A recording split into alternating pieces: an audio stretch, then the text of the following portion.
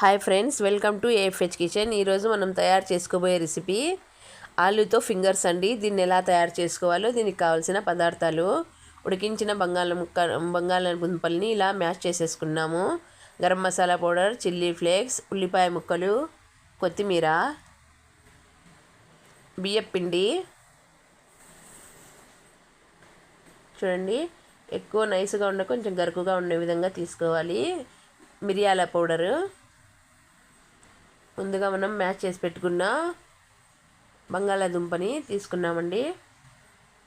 నేను కొద్ది క్వాంటిటీలోనే చేస్తున్నాను. ఇప్పుడు ఇందులోకి మనము బియ్యం పిండిని అయితే కలిపేసుకొని చపాతీ పిండిలాగా చేసేసుకుందామండి.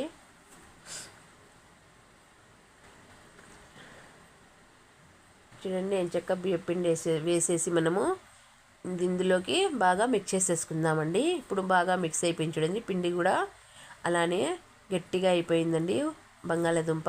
ఇప్పుడు ఇందులోకి మనము కొద్దిగా కొత్తిమీర,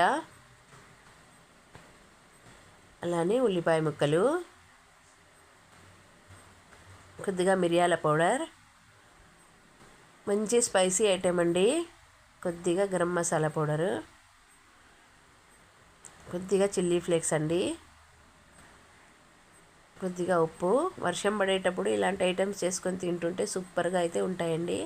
దీన్ని బాగా మిక్స్ చేసేసుకుందాం. ఇలా మిక్స్ చేసేసుకొని ప్లేట్లో అంతా తట్టుకుందామండి. ఇప్పుడు దీన్ని మనము చాకుతో పొడువుగా కట్ చేసేసుకుందామండి, ఇలా చిన్న చిన్నగా. చూడండి